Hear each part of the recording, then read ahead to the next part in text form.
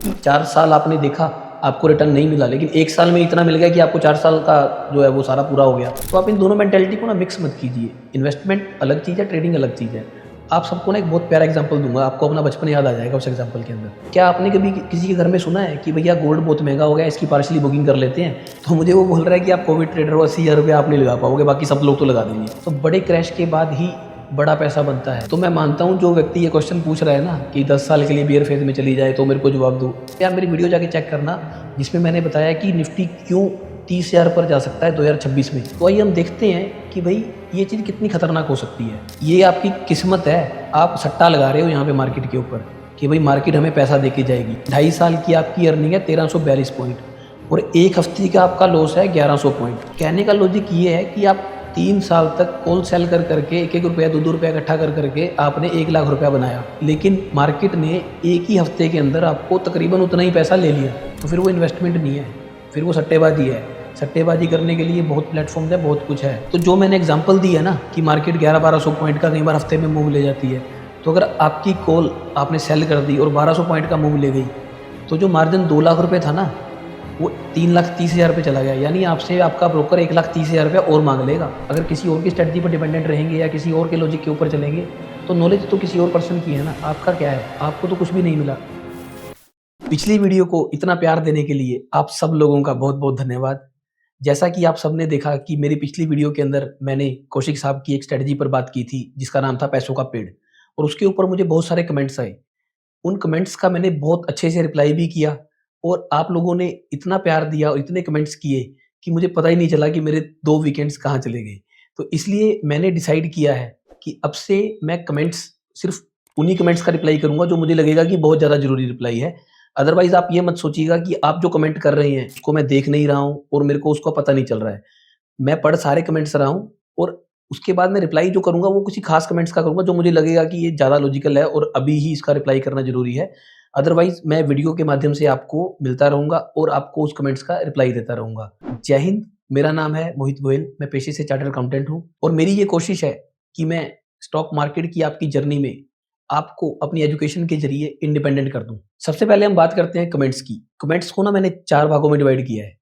सबसे पहले पहला भाग उन लोगों के लिए जिनको मेरी बात जैसे मैंने समझाई वैसे समझ में आ गई और इनको मैं दिल से धन्यवाद देता हूँ कि जो ये समझ सकते हैं कि मैं क्या कहना चाह रहा हूँ। उनको पता चल गया कि मैं किसी बंदे के अगेंस्ट नहीं हूँ, किसी पर्सन के अगेंस्ट नहीं हूँ।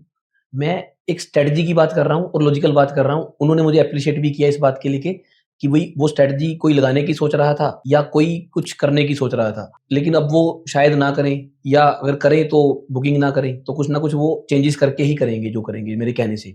उसके बाद हम बात करते हैं दूसरे टाइप के लोग जो लॉजिकल क्वेश्चंस पूछ रहे थे। इनमें से कुछ लोग ऐसे थे जो ये स्ट्रैटेजी ऑलरेडी कर रहे हैं या करने की प्लानिंग कर रहे हैं। कई लोग जिनका इंटरेस्ट होता है मार्केट के अंदर, ये वो लोग भी थे जो ये क्वेश्चन पुट अप कर रहे थे।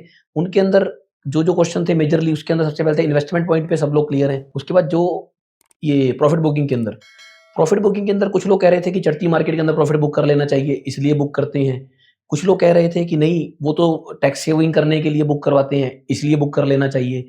और कुछ लोग कह रहे थे कि नहीं, हमें घर का खर्चा भी चलाना होता है, इसलिए बुक कर लेना चाहिए। इन सारी बातों के ऊपर मैं अभी आगे आऊँगा। उसके बाद तीसरे टाइप के लोग थे, जो सोच तो रहे थे कि वो लॉजिकल क्वेश्चन पूछ रहे हैं, लेकिन वो डाटाबेस नहीं थे और वो मेरे हिसाब से इलॉजिकल थे। जैसे एक पर्सन ने पूछा कि 2016 से लेके 2020 तक अगर मैं इन्वेस्टेड रहता, तो मेरा तो लॉस हो जाता, अगर आपकी स्ट्रैटेजी पे चलता, यहाँ मैं पैसे कमा लेता। तो मेरा ये क्वेश्चन है कि भाई आपने चार्ट पे देखा, ये 4 ईयर का ही पीरियड क्यों चुना? मैंने उनको जवाब में यही लिखा है, आप कमेंट्स में जाके चाहे पढ़ सकते हैं कि अगर आप 1 साल और ऊपर चले जाएँ 2021 में, फिर इस स्ट्रैटेजी को कंपेयर करिए। हम बैक को देख के नहीं चल सकते, बैक एक सिर्फ़ एक रेफ़रेंस है। तो उसके अंदर ये भी रेफ़रेंस आ रहा है ना कि 4 साल आपने देखा, आपको रिटर्न नहीं मिला, लेकिन 1 साल में इतना मिल गया कि आपको 4 साल का जो है वो सारा पूरा हो गया। तो ये इन्वेस्टमेंट की बात कर रहे हैं हम, तो इसके ऊपर मैं आगे आऊँगा। उसके बाद चौथे प्रकार के लोग थे, जिनको मैं अंधभक्त बोलता हूँ। आपने अंधभक्त का नाम बहुत सुना होगा, चमचे, अंधभक्त, ये दोनों बहुत चल रहे हैं। बीजेपी और कांग्रेस के लोग आपस में लड़ते रहते हैं। कोई किसी को अंधभक्त बोल देता है, कोई किसी को चमचा बोल देता है। तो हमें इन चीज़ों में नहीं पड़ना है। तो उस टाइप के लोगों को मैं कहना चाहूँगा कि भैया आपने जिसकी भक्ति करनी है आप करिए, जिसकी चमचागिरी करनी है करिए। लेकिन आप उसके चैनल पर जाके कमेंट कीजिए ना कि आप उसके भक्त हैं, आपने उनके चमचे से खाना है, जो मर्ज़ी करिए। यहाँ पर आके प्लीज़ माहौल ख़राब मत कीजिए। अगर आप लॉजिकल कमेंट करेंगे, तो उसको लॉजिकल जवाब मिल जाएगा और बाकी मेरे पास इतना टाइम नहीं है कि मैं आपकी फालतू की बातों में पढूँ। तो टॉपिक्स पर आते हैं। सबसे पहले हम बात करते हैं इन्वेस्टमेंट की और ट्रेडिंग की। इन दोनों में ना फ़र्क है। आप इन्वेस्ट कर रहे हैं या ट्रेड कर रहे हैं, इन दोनों चीज़ों को आपको पहले डिसाइड करना पड़ेगा कि आप जो स्ट्रैटेजी लगाने वाले हैं, एक ट्रेडर की स्ट्रैटेजी है या इन्वेस्टमेंट की स्ट्रैटेजी है। इसके ऊपर मेरे को एक बात और याद आई कि मुझे किसी ने 2-3 लोगों ने कमेंट किया कि आप अपनी स्ट्रैटेजी बता दो। ट्रेडिंग के अंदर स्ट्रैटेजी चला सकते हैं, ट्रेडिंग के अंदर कोई भी स्ट्रैटेजी बन सकती है। आप मूविंग एवरेज की स्ट्रैटेजी चला लो, आप आरएसआई के बेस पे स्ट्रैटेजी चला लो, आप किसी भी बेस पे स्ट्रैटेजी चला सकते हैं। लेकिन इन्वेस्टमेंट के अंदर क्या स्ट्रैटेजी होती है यार? इन्वेस्टमेंट तो गोल ओरिएंटेड चीज़ होती है कि आप एक जगह पर बैठे रहें और अपने गोल तक पहुँचते रहें। अगर शेयर्स के अंदर इन्वेस्टमेंट करनी है तो आप उसके फंडामेंटल चेक कर लीजिए। अगर ये सब एजुकेशन बेस्ड है, मतलब इसमें स्ट्रैटेजी क्या होगी? स्टडी है, स्टडी। आप डीप स्टडी की बात कीजिए कि आपको फंडामेंटल देखने आते हों, आपको टेक्निकल्स की थोड़ी बहुत ही नॉलेज होनी चाहिए। टेक्निकल्स को मैं ज़्यादा प्रेफ़रेंस नहीं देता, मेरे को फंडामेंटल के ऊपर बहुत कॉन्फिडेंस रहता है कि अगर एक कंपनी प्रॉफ़िट लेके आ रही है, तो आप उसके अंदर बैठे रह सकते हैं। तो बात करते हैं अब ट्रेडिंग और इन्वेस्टमेंट माइंडसेट की। तो जो ट्रेडर होते हैं, उनका काम होता है छोटे प्राइस पर लेना और बड़े प्राइस पर बेच देना। उनको पता है, वो एवरेजेस देखते हैं, वॉल्यूम देखते हैं, काफ़ी कुछ देखते हैं, उसके बेस पे डिसीज़न लेते हैं और जल्दी-जल्दी बुकिंग करते रहते हैं। शॉर्ट टर्म ट्रेड्स होते हैं या मीडियम टर्म ट्रेड्स होते हैं, इससे ज़्यादा वो नहीं चलते। लेकिन जब हम बात करते हैं इन्वेस्टमेंट की, तो इन्वेस्टमेंट का जो होराइज़न है ना टाइम का, कम से कम 5 साल और 15-20 साल तक भी वेरी करता है। अगर आप 5 साल से कम समय के लिए ट्रेड कर रहे हैं ना, मतलब मार्केट में आ रहे हैं, तो कोई भी आपको सलाह नहीं देगा। अच्छा इन्वेस्टमेंट एडवाइज़र जो होगा ना आपका, वो आपको बोलेगा ही नहीं, अगर आपका 5 साल का होराइज़न नहीं है ना कि इक्विटी में आ जाओ। वो बोलेगा कि आप हाइब्रिड म्यूचुअल फंड ले लो या फिर आप डेट के अंदर पैसा लगा लीजिए। किसी एडवाइज़र के पास आप जब जाते हो ना और आप ये बोल दोगे कि मुझे ये पैसा अगले साल चाहिए, तो अगर वो कह रहा है कि इक्विटी में लगा दो, तो वो एडवाइज़र अच्छा नहीं है। आप उसको वहीं छोड़ के आ जाइए, टेस्ट कर सकते हो आप इस चीज़ को। उसके बाद हम बात करते हैं ट्रेडर्स की। ट्रेडर्स का काम ही यही है कि भई पैसे कमाना और निकल जाना शेयर से। तो आप इन दोनों मेंटालिटी को ना मिक्स मत कीजिए। इन्वेस्टमेंट अलग चीज़ है, ट्रेडिंग अलग चीज़ है। तो अभी हम बात करेंगे सिर्फ़ इन्वेस्टमेंट पर ओरिएंटेड, क्योंकि ये स्ट्रैटेजी इन्वेस्टमेंट की है, ट्रेडिंग की नहीं है। अगर ट्रेडिंग की होती तो मेरा व्यू पॉइंट कुछ अलग होता, इन्वेस्टमेंट की है तो व्यू पॉइंट कुछ और है। तो हम बात कर रहे हैं इन्वेस्टमेंट की। इन्वेस्टमेंट होती क्या है? आप सबको ना एक बहुत प्यारा एग्ज़ाम्पल दूँगा, आपको अपना बचपन याद आ जाएगा उस एग्ज़ाम्पल के अंदर। बचपन में हमारे पेरेंट्स हमें मिट्टी का गुल्लक ला के देते थे, तो हम उसको भरते चले जाते थे, भरते चले जाते थे और उसको तब तक भरते रहते थे जब तक नोट बिल्कुल मुड़ नहीं जाते थे उसके अंदर, और मतलब नोट फँसाओ तो फँसना बंद हो जाते थे। क्या आपने कभी ऐसे देखा था किसी पेरेंट को? आपका मन तो करता होगा, बचपन में हम छोटे होते हैं, हमें होता है कि हमारे कितने पैसे इकट्ठे हो गए। आप अपने पेरेंट्स को बोलते होगे कि मुझे ये गुल्लक फोड़नी है। क्या कभी ऐसा हुआ कि उन्होंने बीच में ही गुल्लक फोड़ दी हो आपकी? या अगर गलती से फूट गई है वो बात अलग है, पर क्या कभी ऐसा हुआ है कि वो आपका मन कर गया कि आप गुल्लक फोड़ें, फिर दोबारा से नई गुल्लक लें, बाकी पैसे डाल दें, 4 पैसे निकाल के साइड में रख लें? ऐसा कभी नहीं हुआ होगा। इसी को इन्वेस्टमेंट बोला जाता है। इन्वेस्टमेंट हमेशा बड़ी चीज़ को बोलते हैं, जो एक आपकी फैमिली की वेल्थ क्रिएट करता है।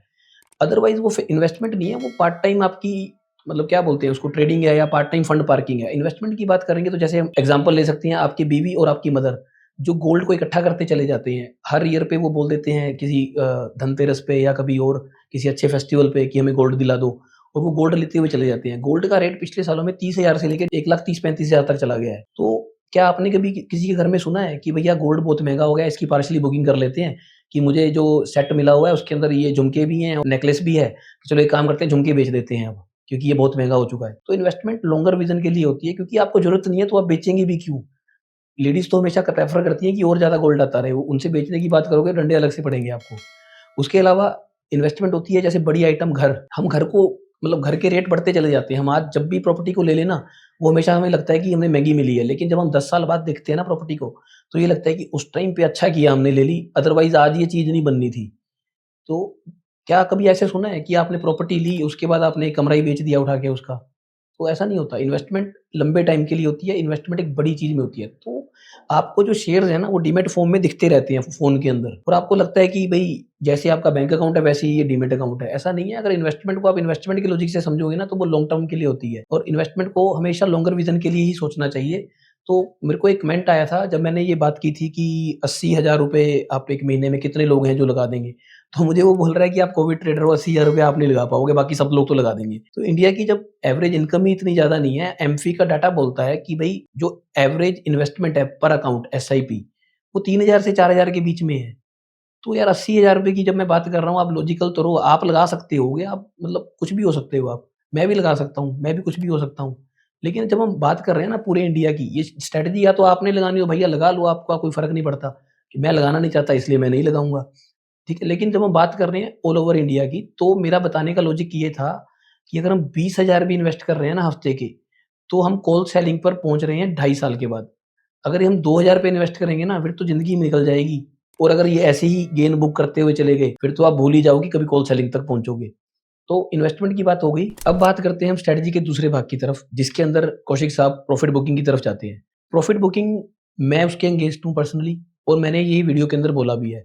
उसके बाद मुझे कई कमेंट्स आए हैं कि भई प्रॉफिट बुकिंग हमें क्यों करनी चाहिए, या जो लोग स्ट्रैटेजी कर रहे हैं, उनको ये चीज़ हज़म नहीं हुई। जब मैंने बोला कि प्रॉफिट बुकिंग नहीं करनी चाहिए, तो उन्होंने तरह-तरह के मेरे को तर्क दिए। जिसमें से सबसे मेजर एक तर्क था, वो कह रहे हैं कि भागती हुई मार्केट के अंदर हमें प्रॉफिट बुकिंग कर लेनी चाहिए। जब भी बड़ा पैसा बना है, या आपने देखा होगा वॉरेन बफेट का एग्ज़ाम्पल दिया था किसी ने अपनी कमेंट के अंदर मेरे को, वॉरेन बफेट का एग्ज़ाम्पल दिया था, तो आप उनको भी सुनेंगे ना, तो वो भी यही बोलते हैं कि पैसा बने रहने से ही बनता है। पैसा भागने से नहीं बनता कभी भी, कि आप गंदे दौर में, अच्छे दौर में मार्केट के अंदर बने रहेंगे तो पैसा बन जाएगा। मतलब अगर आप सोच रहे हैं कि आपने लॉन्गर विज़न के लिए पैसे डाल दिए हैं मार्केट के अंदर, तो फिर बुक करने का क्या मतलब है? उसके बाद अगर आप बुक कर रहे हैं, तो आपका नीड बेस्ड होना चाहिए। या तो आपके घर में कोई इमरजेंसी आ गई, या आपका गोल पूरा हो गया। अगर इमरजेंसी आ गई, फिर तो आप कुछ भी नहीं कर सकते यार, फिर क्या करोगे? फिर आप कोल्ड सेलिंग थोड़ी करते रहोगे कि बैठ के कि चलो मेरे घर में इमरजेंसी आ गई, मैं कोल्ड सेल कर लेता हूँ, या मैं पैसे लोन पे ले लेता हूँ, ऐसा कभी नहीं होता। जिसके घर में इमरजेंसी आती है ना, उसको सबसे पहले शेयर्स और म्यूचुअल फंड्स ही दिखते हैं अपने। तो शेयर्स और म्यूचुअल फंड सबसे पहले दिख जाते हैं अगर इमरजेंसी के केस में। तो अगर आपने मार्केट के अंदर बने हुए हो, 80,000 रुपया फिर डाल रहे हो हर महीने का, तो इसका मतलब आपके घर में इमरजेंसी नहीं है। 80,000 भी तो कहीं से ला रहे हो ना। एसआईपी को एसआईपी क्यों बोला जाता है? क्योंकि वो सिस्टमैटिक इन्वेस्टमेंट प्लान है, मतलब सिस्टम से चलता है। अगर आप सिस्टम से चलने के लिए आपके पास पैसे हैं, मतलब 80,000 रुपया देने को है, इसका मतलब आपने अपने बच्चों की फीस दे दी है, सब कुछ कर दिया है। आपका घर का खर्चा ही कम से कम लाख, डेढ़ लाख रुपए का होगा अगर आप 80,000 रुपया एसआईपी करते हैं तो। इसका मतलब आपकी सैलरी 3-4 लाख रुपए से ऊपर होनी चाहिए। तो ये चीज़ मैं पहले भी बोल चुका हूँ। तो आपको इस चीज़ की टेंशन लेने की ज़रूरत ही नहीं है कि मेरे को 10,000 रुपया प्रॉफ़िट होगा तो मैं कमा लूँगा। तो ये तो बिल्कुल लॉजिकल बात नहीं है। ऊपर से आप कह रहे हो कि आपको इतने बीज इकट्ठे करने हैं कि ताकि आप कोल्ड सेलिंग तक पहुँच जाओ। सेलिंग तक पहुँचने के लिए बीज भी इकट्ठे करने हैं और उसको बेचते भी जाना है। अरे मेरे को समझ ही नहीं आ रहा है ये लॉजिक क्या बोल रहे हो आप? दूसरा कह रहे हैं कि भई बियर मार्केट से बचने के लिए आपको प्रॉफ़िट बुकिंग करनी चाहिए। बियर मार्केट का फ़ेज़ आप चार्ट पर देखना। मतलब बियर मार्केट आपने रिसेंटली आपने देखी होगी 2020 कोरोना वाली, है ना? तो अगर आपने 2015, 16, 17 जब भी स्टार्ट किया हो, तो आपकी कॉस्टिंग इतनी ऊपर होगी कि 2020 वाली के अंदर आप कॉल सेलिंग कर ही नहीं पाओगे। ये मैं कॉल सेलिंग वाले पॉइंट में कवर करके दिखाऊँगा कि और ये कॉल इन द मनी कैसे होगी, वो भी मैं आपको बताऊँगा। तो जब आप कॉल सेल नहीं कर पाओगे, तो आपकी और मेरी स्ट्रैटेजी तो सेम है ना। मीन्स आप भी इन्वेस्ट करे जा रहे हो, मैं भी इन्वेस्ट करे जा रहा हूँ। निकल आप भी नहीं पा रहे, निकल मैं भी नहीं पा रहा हूँ। तो बड़े क्रैश के बाद ही बड़ा पैसा बनता है। जो व्यक्ति क्रैश के अंदर पैसे डाल सकता है, बड़ा पैसा उसी का बनता है। चढ़ती मार्केट में तो हर चूहा आके खाने को सोचता है। लेकिन पैसा उसी का बना है आज तक जो गिरे हुए में पैसा डाल सके। 2020 में मार्केट गिरने के बाद जिन्होंने पैसा डाला ना, पैसा उसी का बना है। 2022 के अंदर आके जिन्होंने डालना शुरू करा, वो तो एक बार मतलब मार्केट तो खड़ी हो गई थी ना, तो इतनी पेशेंस कहाँ होती है लोगों में। उन्होंने तो 2020-21 का दौर देखा था कि भैया पैसे आज डालो, कल को 10% का गेन मिल जाएगा, 4% का गेन मिल जाएगा, तो उनको वही समझ में आ रहा था। तो लोगों ने देखा कि मेरे फ्रेंड ने कमा लिए, तो हम भी डाल देंगे। तो जो लोग 21-22 में फँस गए, वो फँसे हुए हैं, वो निकल गए जिस टाइम, उसी टाइम मार्केट चल पड़ी। तो ये लॉजिक नहीं है कि प्रॉफिट बुकिंग आपने करनी है और बियर मार्केट से बचेंगे, ये कोई लॉजिक नहीं है। प्रॉफिट बुकिंग में सबसे बड़ा पॉइंट जो उन्होंने दिया ना, वो दिया टैक्स बेनिफिट्स, कि भैया प्रॉफिट हम बुक कर लेंगे ना तो हमें टैक्स बेनिफिट हो जाएगा। मैं मानता हूँ यार, मैं सीए हूँ, मेरे को टैक्स तो मत सिखाओ एटलीस्ट, ये तो मेरी स्पेशलाइज़ेशन है। तो टैक्स में ना कभी 1 लाख और कभी सवा लाख ये छूट मिली हुई है लॉन्ग टर्म कैपिटल गेन के ऊपर। तो जब हम टैक्स प्लानिंग करवाते हैं ना, हम इस तरीके से 31st मार्च को या मार्च के मंथ में टैक्स प्लानिंग करवाते हैं कि जो भी म्यूचुअल फंड आपका लॉन्ग टर्म कैपिटल गेन सवा लाख के गेन में आ गया है, आप तब तक का बुक करके री-इन्वेस्ट कर दो। आप याद रखिए, री-इन्वेस्टमेंट करने एक की है। मतलब आपके पास अगर एक्यूमुलेट करते-करते 5-6 हज़ार बीज हो गए हैं, सपोज़ 6,000 बीज हो गए हैं और आपको प्रॉफिट बुकिंग करने के लिए सवा लाख की 1,000 बीज बेचने पड़ गए। आपके हिसाब से आप 1,000 बीज का डिविडेंड लेके चले जाएँगे और अपने फैमिली पे खर्चा कर देंगे या कुछ कर देंगे। कोई लॉजिक है? मेरे हिसाब से अगर आपको टैक्स प्लानिंग करनी है, तो आप 1,000 बीज को बुक कीजिए और दोबारा अगले दिन या किसी और डीमैट में 1,000 बीज दोबारा खरीद लीजिए। अपनी होल्डिंग कम मत कीजिए। पैसा तभी बनेगा ना, आज अगर आप बुक करते-करते 10,000 से 8,000 बीस पर आ गए, तो मैं 10,000 बीस पर बैठा हूँ, तो फ्यूचर में जो अर्निंग होगी मेरे को 10,000 के ऊपर होगी और आपको 8,000 के ऊपर होगी। इसी से ही एक क्वेश्चन और निकल के आता है कि अगर 10 साल के लिए मार्केट खड़ी हो गई तो हम क्या करेंगे? भाई साहब, अगर आप किसी चीज़ में इन्वेस्ट करते रहे हो और आपको पता है कि 10 साल ये नहीं चलने वाली, तो आपसे बड़ा बेवकूफ़ कोई नहीं है कि उसके अंदर इन्वेस्ट कर रहे हो। फिर बीज मेरे भी क्या और तेरे भी क्या, कोई नहीं चलेंगे। कि भैया अगर आप इन्वेस्ट करने आए हो तो आपके मन में इतना है ना, आपने बैक टेस्ट किया हुआ है कि निफ्टी जो रिटर्न देता है 12% से ऊपर-ऊपर देता है। तो आपने मन में बिठा लिया है ना कि 12% रिटर्न तो मिलेगा लॉन्गर टाइम में, शॉर्टर विज़न में नहीं। कोई कह देगा 24 से 25 में तो मिला ही नहीं है, तो उसकी बात मत करना। क्योंकि इलॉजिकल क्वेश्चन करने वाले बहुत लोग आ जाते हैं। उनको दिखना होता है कि भैया इसने ये बोल दिया 12% देखो 24-25 में नहीं मिला। तो ऐसे क्वेश्चंस यार क्या ही सिखाऊँ मैं आपको इन चीज़ों के बारे में। तो मैं मानता हूँ जो व्यक्ति ये क्वेश्चन पूछ रहा है ना कि 10 साल के लिए बियर फेज़ में चली जाए तो मेरे को जवाब दो। उससे शाना आदमी कोई नहीं है, मतलब उससे समझदार इंसान कोई नहीं है। तो उसके लिए समझदारी इसी में है कि भैया मार्केट के अंदर मत आओ, आप अपने पैसे एफडी में पार्क कर दो अगले 10 साल के लिए, और जब आपको लगे ना मार्केट चलेगी, तब आप किसी भी स्ट्रैटेजी को फ़ॉलो कर लेना। मतलब एसआईपी कर लेना या फिर ये पीकेपी कर लेना। आपकी मर्ज़ी है अगर आपको करनी है। लेकिन अगर आप इस लॉजिक से कर रहे हो ना कि 10 साल मार्केट खड़ी है, मैं पीकेपी कर लेता हूँ, तो भाई आपसे बड़ा बेवकूफ़ कोई नहीं है। आप छोड़ दो इस बात को। अब इससे रिलेटेड एक और क्वेश्चन था कि मेरे को लोग कह रहे हैं कि पिछले 10 साल का बैक टेस्ट कर लीजिए, आप उससे पुराना बैक टेस्ट कर लीजिए, फिर हम देखेंगे। तो इसमें लॉजिकल बात यही है कि आप किसी भी 10 साल का पीरियड उठा लीजिए, कोई भी अपनी मर्ज़ी से, निफ्टी जब से चला है, आप कोई भी 10 साल का पीरियड उठा लीजिए, कोशिश कीजिए 2000 के बाद का उठाने का, जिसके अंदर 2008 का क्रैश भी आ जाए चाहे। तो आप उसमें देखिए कि निफ्टी का आप किसी भी टाइम से सोच लीजिए कि मैं इस टाइम पे इन्वेस्टमेंट स्टार्ट करूँगा और उसके बाद का 10 साल देख लीजिए। आप चार्ट पे सब देख के ही समझ जाएँगे। अगर चार्ट ऊपर की तरफ है ना आपकी इन्वेस्टमेंट पॉइंट से, तो आप किसी भी स्टेज पर मतलब प्रॉफिट बुकिंग करते-करते आप प्रॉफिट में नहीं हो सकते, उस स्ट्रैटेजी से कि आप प्रॉफिट बुकिंग नहीं कर रहे हैं 10 साल के टाइम पीरियड के अंदर। तो ये तो आप कहना ही छोड़ दीजिए कि 10 साल के ऊपर टेस्ट कर लीजिए। टेस्ट आप भी कर सकते हैं, मेरे को तो चार्ट देख के समझ में आता है। ये स्ट्रैटेजी ऐसी थोड़ी है कि मतलब मेरी कोई दुश्मनी है कौशिक साहब से मैंने उठा ली। मैंने इसलिए नहीं उठाई, मेरे को चार्ट समझ में आते हैं। मैंने चार्ट पे देखा पिछला 10 साल, 15 साल, तो मैंने उसके हिसाब से टेस्ट किया कि भई ये तो स्ट्रैटेजी ही काम की नहीं है, तो मेरे को इसके ऊपर वीडियो करना चाहिए, इसलिए मैंने वीडियो किया है ये। तो इसी बात में उसका आंसर छिपा है कि जब हम इन्वेस्ट कर रहे हैं ना, तो हम निफ्टी में या बैंक निफ्टी में इन्वेस्ट नहीं कर रहे, हम इंडिया में इन्वेस्ट कर रहे हैं। पुराना डाटा कुछ और था, पुराना टाइम कुछ और था। जब इंडिया एक डेट रिडन कंट्री था, उसका गोल्ड भी मतलब हमें देना पड़ गया था एक बार। वो उन सालों में अगर आप कंपेयर करोगे ना जाके, फिर तो कुछ भी लॉजिक नहीं है। लेकिन आज के टाइम पे आप मेरी वीडियो जाके चेक करना, जिसमें मैंने बताया कि निफ्टी क्यों 30,000 पर जा सकता है 2026 में। उसके अंदर मैंने सारी यही डिस्कशन की है कि भाई गवर्नमेंट पॉलिसीज़ क्या हैं और जो टैक्स रिफॉर्म्स हुए हैं और जो एफडीआईज़ को लेके प्रमोशंस चल रही हैं। तो आप जाके वो वीडियोज़ देखिए, आपको समझ में आएगा। तो ये उसी बंदे को आंसर है जो ये पूछ रहा है कि 10 साल तक मार्केट रुक गई तो क्या होगा? भाई आप मत कीजिए इन्वेस्ट अगर आपको लगता है 10 साल तक। मेरे हिसाब से हमें इन्वेस्टमेंट वहीं करनी चाहिए जहाँ हमें रिटर्न दिख रहा है। अदरवाइज़ हमें इन्वेस्ट ही नहीं करना चाहिए। तब आते हैं स्ट्रैटेजी के तीसरे भाग की तरफ। जो स्ट्रैटेजी का तीसरा पार्ट है, उसके अंदर कॉल सेलिंग आती है। ज़्यादातर लोग तो कॉल सेलिंग तक पहुँच ही नहीं पाएँगे, क्योंकि ज़्यादातर लोग, जैसे मैंने बात की है अपनी इंडिया की इनकम के हिसाब से, उनकी जो इन्वेस्टमेंट्स हैं बहुत छोटी हैं। अगर ₹20,000 पर वीक इन्वेस्ट करके एक पर्सन पौने 2 साल के अंदर इस लेवल पर पहुँचा है कि वो कॉल सेल कर पाए, तो आप इमेजिन कर लीजिए जो व्यक्ति 5,000 या 6,000 या 8,000 भी डाल रहा है 1 महीने के, तो वो उसको कितने साल लगेंगे मतलब यहाँ तक पहुँचने में, तो कई गुना टाइम लग जाएगा उसको। तब तक तो वो भूल ही जाएगा स्ट्रैटेजी भी कुछ कर रहा है वो। तो चलिए अब बात कर रहे हैं उन लोगों के लिए जो यहाँ तक पहुँच चुके हैं या जिनका इंटरेस्ट है कॉल सेलिंग का। तो कॉल सेलिंग में क्या है कि वो कह रहे हैं कि आप अपनी कॉस्ट निकालिए, यूनिट कॉस्ट। हम इसके लिए एक्सेल पर जाएँगे, जो कि मैंने पहले भी दिखाई थी आपको। ये मेरी एक्सेल नहीं है, ये कौशिक साहब की ही एक्सेल है, तो उसी के अंदर हम जाएँगे।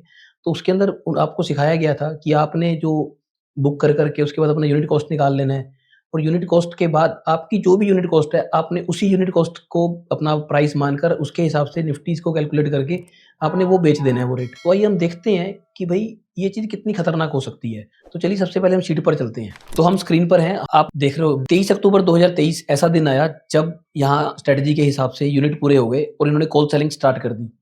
तो ये वाला पॉइंट ना, ये उस व्यक्ति का आंसर है जिसने कहा था कि मार्केट अगर बेयरिश फेज़ में चली जाएगी तो सर हम तो कॉल सेल करके पैसे कमा लेंगे। ये बेयरिश फेज़ की मार्केट है, आप देखोगे ना ऊपर से कई महीने कुछ भी बुकिंग नहीं हुई, यहाँ पर 1-2 बुकिंग हुई है, उसके बाद ये 2-3 हफ्ते बुकिंग नहीं हुई। मतलब बेयरिश फेज़ में चलेगी मार्केट तभी बुकिंग नहीं हो रही है और लगातार आगे कॉल सेलिंग हो रही है। तो कॉल बिकी कितने की है?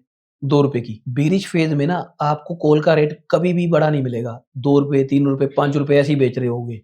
तो आप ऐसे ही बेचते-बेचते आपको कितना, जो व्यक्ति ₹20,000 1 हफ्ते में डाल रहा है, उसको कॉल बेच के कितने मिल रहे हैं? ₹180। उसके ऊपर से चार्जेज़ भी देने हैं उसने, बाइंग के अलग और सेलिंग के अलग। अगर सेल नहीं करता, चलो बाइंग के चार्जेज़ तो है ही हैं। तो उसके बाद इसके अंदर मैंने नोटिस किया सबसे ज़्यादा पैसे कब बने हैं? ₹35,000 एक जगह पे बने हुए हैं, और वो सबसे खतरनाक पैसे बने हुए हैं। मैं आपको दिखाता हूँ क्यों। ये बने हुए हैं ₹35,205। यहाँ पर जो यूनिट कॉस्ट आ रही है ना ₹240 की आ रही है, और जो इन्होंने फ़ॉर्मूलाज़ दिए हुए हैं, उसके हिसाब से ब्रेक इवन पॉइंट जो है ना आपका 276 पॉइंट नीचे है। मतलब मार्केट से 276 पॉइंट नीचे जाके आपने कॉल सेल करनी है, जिसको बोलते हैं in the money call selling. और मार्केट उस टाइम ट्रेड कर रही है ₹23,109 पर। आपने जो कॉल की स्ट्राइक सेलेक्ट की है 22,850 रुपए, जो कि 470 रुपए के करीब-करीब आपकी बिकी है। देखने में बड़ी अच्छी लग रही है कि हमारी 470 रुपए की बिक गई और ज़ीरो हो गई। ये आपकी किस्मत है। आप सट्टा लगा रहे हो यहाँ पे मार्केट के ऊपर कि भई मार्केट हमें पैसा देके जाएगी। फिर कुछ लोग कहेंगे कि भई इसके अगेंस्ट तो हमारे पास बीज पड़े हैं, बीज में पैसा बन जाएगा। बीज आपकी इन्वेस्टमेंट है। कॉल सेलिंग एक सट्टा है। आपने टोटल 2.5 साल के अंदर 35,000 रुपए कमाए हैं इसमें, और पूरे साल के अंदर आपने कमाए हैं 1 लाख रुपया।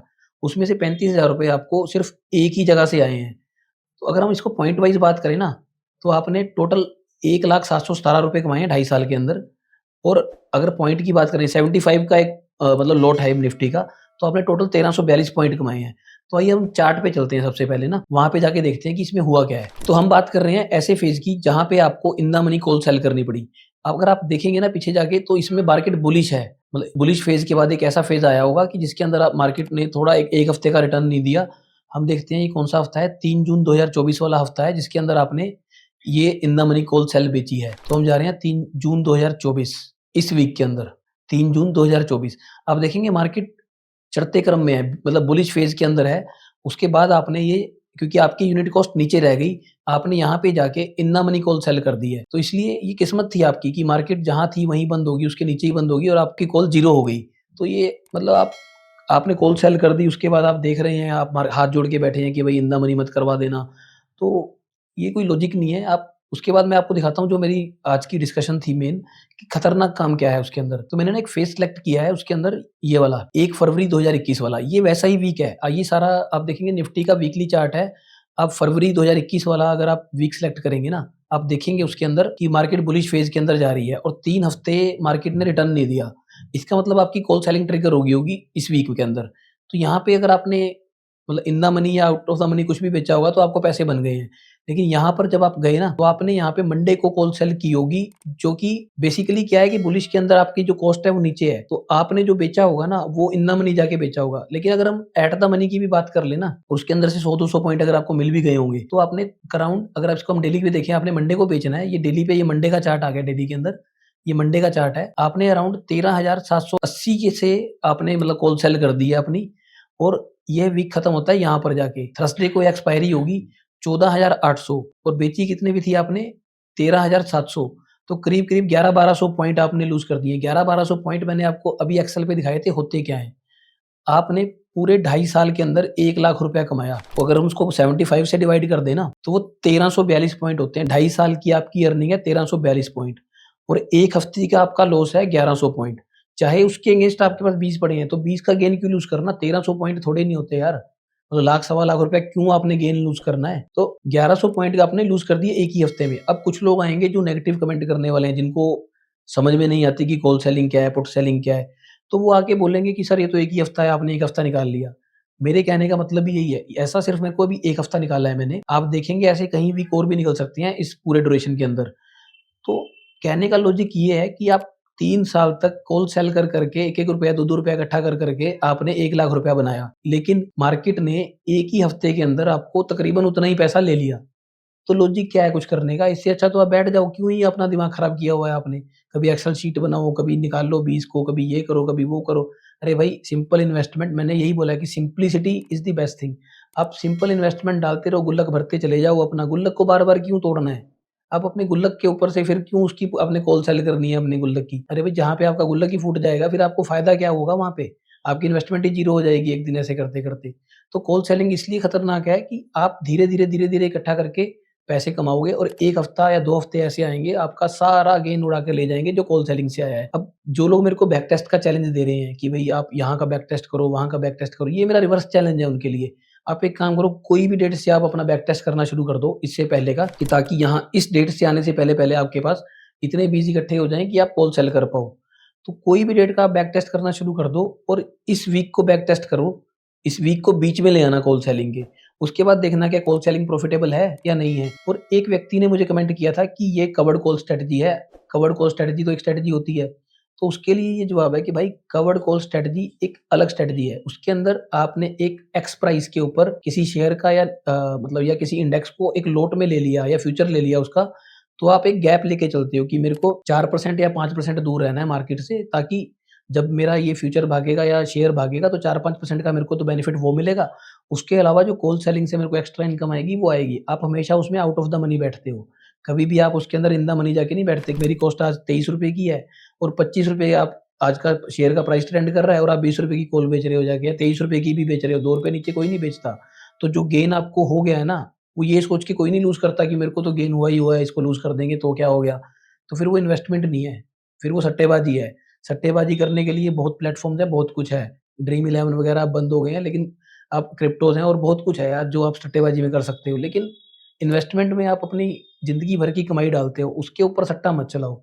सट्टा करने की ज़रूरत ही नहीं है, आप सिंपल रखो उसको, आप अपनी एसआईपी डालते चले जाओ और अपने इन्वेस्टमेंट बढ़ाते हुए चले जाओ। एक क्वेश्चन मेरे पास और आया था, मैंने बात की थी कि ₹2,00,000 सेल पे मार्जिन लग जाता है कॉल पे और उसका भी आपको इंतज़ाम करना पड़ेगा। तो मेरे पास जवाब आया कि भाई 2 लाख नहीं लगता, 1,40,000 लगता है। तो पहले तो ये बात यार मेरी स्टडी के ही बाहर है, मतलब जो चीज़ मैं कह रहा हूँ कि नहीं करनी, आप मेरे को उसका मार्जिन बता रहे हो कि मैंने अगर बोल दिया है तो। उसके बावजूद मैंने ये बोला कि भाई 50% जो है वो आपको कैश रखना पड़ेगा। तो मैंने अब इस चीज़ को मैं तभी उठा रहा हूँ कि उस पर्सन के लिए स्पेसिफिकली कि देखो निफ्टी इस टाइम चल रही है 25,600 पे और 11 नवंबर की कल की एक्सपायरी है। मतलब एक्सपायरी के आप जितना पास चले जाओगे ना, आपका मार्जिन कम होता चला जाता है। तो अगर आज भी मैं इसको सेल कर रहा हूँ ना 25,600 की कॉल को, आप चेक कर लीजिए। यहाँ पर अगर मार्जिन देख लीजिए, 2,10,000 रुपए के करीब इसका मार्जिन आ रहा है। ये है एट द मनी की बात। अगर मैं आउट ऑफ द मनी जा रहा हूँ, उसको सेल कर रहा हूँ, तो भी 2 लाख रुपए के करीब मार्जिन आ रहा है, 1,92,000 रुपए। लोग तो ये 60,000 के पीछे भी पड़ जाएँगे कि भाई 1,92 आ रहा है, आपने 2 बोल दिया। अरे 2 ही मान लो यार। उसके बाद अगर मैं इन द मनी की बात करूँ, जो कि इस स्ट्रैटेजी के अंदर 200-300 पॉइंट तक मार्केट इन द मनी चली जाती है। तो अगर मैं इन द मनी की बात करूँ तो 25,400 को अगर मैं सेल करके देखूँ, तो आप देखेंगे जो मार्जिन है वो बढ़ के 2,22,000 का हो गया। और कॉल सेलिंग में ना सबसे बड़ी बात ये है कि जैसे-जैसे मार्केट ऊपर जाती रहेगी और आपकी कॉल इन द मनी होती चली जाएगी, यानी डीप होती चली जाएगी इन द मनी अगर आपने बेच रखी है, तो वो रोज़ आपसे मार्जिन माँगेगी। आपको रोज़ उसका इंतज़ाम करके देना पड़ेगा और कैश में इंतज़ाम करके देना पड़ेगा। क्योंकि जो लॉस है वो आपका सेट ऑफ करती चली जाएगी, अदरवाइज़ आपका ब्रोकर आपकी कॉल को स्क्वायर ऑफ मार देगा। मैं ये इतनी बार बोल चुका हूँ कि भाई कॉल सेलिंग नहीं करनी चाहिए। कॉल सेलिंग जो भी मार्केट में ना जिसको कॉल और पुट का कांसेप्ट पता है, उसको पता है कि अनलिमिटेड टाइम तक आप पुट सेलिंग तो कर सकते हो, लेकिन अनलिमिटेड टाइम तक आप कॉल सेलिंग नहीं कर सकते। पुट सेलिंग से पैसा बनाया जा सकता है अनलिमिटेड टाइम तक करके, लेकिन अनलिमिटेड टाइम तक अगर आप कॉल सेलिंग करते चले गए ना, तो आप बर्बाद हो जाओगे। कॉल सेलिंग बर्बादी का घर है, तो आप सोच के कीजिएगा। तो आपको पता चल गया ना कॉल सेलिंग कितनी खतरनाक है। तो जो मैंने एग्ज़ाम्पल दी है ना कि मार्केट 11-1200 पॉइंट का कई बार हफ्ते में मूव ले जाती है। तो अगर आपकी कॉल आपने सेल कर दी और 1200 पॉइंट का मूव ले गई, तो जो मार्जिन 2 लाख रुपए था ना, वो 3,30,000 पे चला गया। यानी आपसे आपका ब्रोकर 1,30,000 रुपया और माँग लेगा और ऐसा ना करने पे ना ओवरनाइट आपकी कॉल स्क्वेयर ऑफ करवा दी जाएगी अगले दिन मार्केट ओपन होते ही, अगर आपने नहीं दिया मार्जिन। क्योंकि ब्रोकर के ऊपर भी लायबिलिटी है, सेबी की रेगुलेशंस हैं कि भाई अगर कोई मार्जिन नहीं देता उसका स्क्वेयर ऑफ कर दो। आपसे पूछा भी नहीं जाएगा, आपको कई बार फ़ोन भी नहीं आता। आप ब्रोकर खोल के देखते हो और आपको पता चलता है कि आपकी कॉल एग्ज़िट हो चुकी है। मैं आशा करता हूँ कि मैं आपके सवालों के अच्छे से जवाब दे पाया, जो कि लॉजिकल थे और इलॉजिकल की बात अब हम नहीं करेंगे आज के बाद। तो लॉजिकल क्वेश्चंस के मैं सारे जवाब दे पाया। अगर फिर भी मेरे से कुछ मिस हो गया या आप चाहते हैं कि मेरे से कोई और डाउट है, तो आप मेरे को कमेंट्स के माध्यम से बता सकते हैं। मैं कोशिश करूँगा कि मैं आपका रिप्लाई कर दूँ।